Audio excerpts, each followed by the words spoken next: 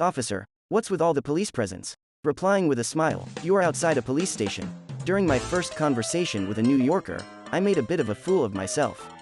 It was slightly embarrassing. With all the police vehicles parked on the side of the road, I thought something major was happening. Oops. This was my first trip to New York. I had traveled around it several times but never actually visited. This time was different. I went with my nephew, who is a barber and quite the character, so I knew it would be an exciting trip. As a photographer, New York was also a must-visit destination for me. After 20 years of taking pictures and never visiting one of the best places in the world for street photography, it just made sense. So here are 7 things that caught my eye during my trip. Enjoy.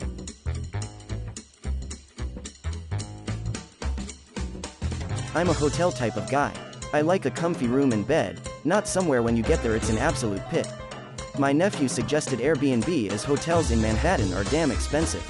It took a few clicks on Google Maps to figure the best option. We managed to book in a place in an area I've never heard of, Hoboken. It's across the Hudson River from Midtown Manhattan.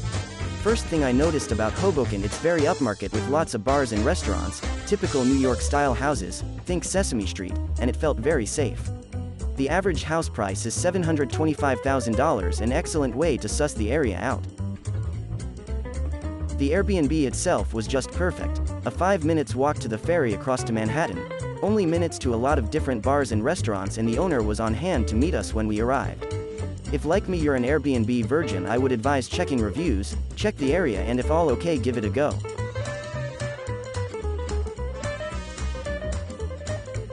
We were warned that Times Square was a tourist trap and not worth visiting. And to be honest, it was crowded with pushy salespeople trying to sell us all sorts of things. But I found that my stern look and mentioning that I lived in Los Angeles seemed to make them back off. It worked for me. If you enjoy noisy, chaotic, and busy environments, with an overhyped atmosphere and plenty of NYC gift shops, then Times Square is the place for you. It's worth a visit, even if just for 20 minutes to snap a photo. As a bonus, I recommend checking out Junior's restaurant on the corner of Broadway and 45th Street. The staff are polite and the food is good. New York is known for its incredible shopping, but be prepared to spend a pretty penny. With a couple $1,000s, you'll just be scratching the surface. If you're into sneakers or the latest fashion trends, New York has it all. However, I was a bit disappointed with Macy's, which is supposedly the world's largest store. It didn't compare to Harrods in London and was difficult to navigate. We even had trouble finding the men's restroom, which was located on the 9th floor. For a more enjoyable shopping experience, head to Soho, where all the cool kids hang out. There are so many amazing shops to spend your hard-earned money. But as I mentioned earlier, you'll need to save up if you're a shopaholic. I did manage to find a Vans jacket that I don't think is available in the UK. Score.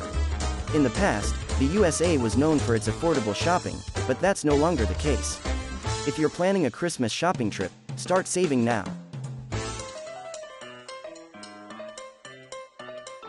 My nephew convinced me to visit the 9/11 Memorial and Museum in Lower Manhattan.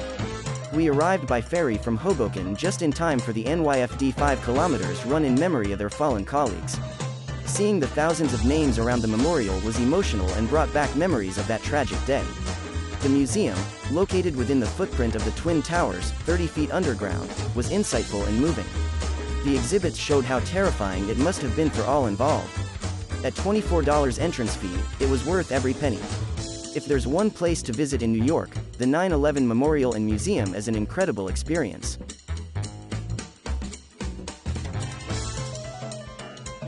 Before visiting Central Park, I had a weird wish to see the pigeon lady from Home Alone.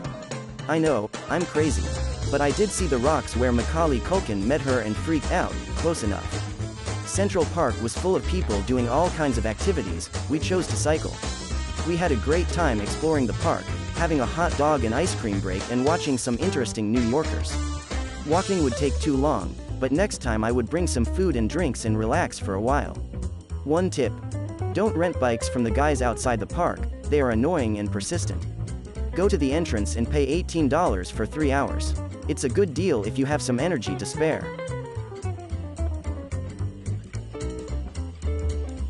Governor's Island is a hidden gem that you may not know about. It's a former military base that looks like a ghost town, but also has amazing views and activities. I took the $3 ferry from Lower Manhattan and was surprised by what I found. The island is 172 acres of art, history, nature and fun. You can walk, bike, picnic, see art installations, fairs, festivals and concerts. You can also enjoy the views of Manhattan and the Statue of Liberty. The island is very eerie, with abandoned buildings and relics from the past. It will be redeveloped soon into a luxury place to live. I recommend visiting Governor's Island on your last day in New York. It's a great way to spend some time before catching your flight.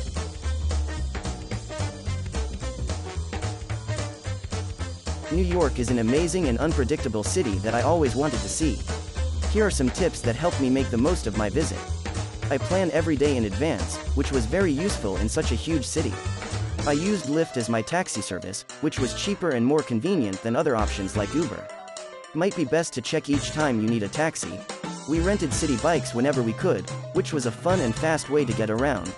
$3 for 30 minutes was enough to reach most places along the river. We stayed in Hoboken, which was quieter and calmer than Manhattan.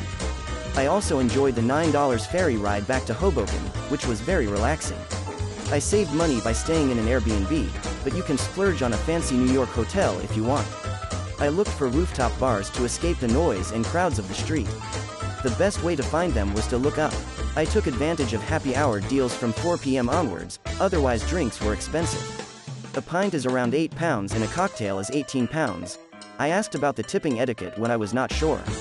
New Yorkers were friendly and helpful. I would love to go back this year, maybe at Christmas? I hope this helps and have a great time in NYC.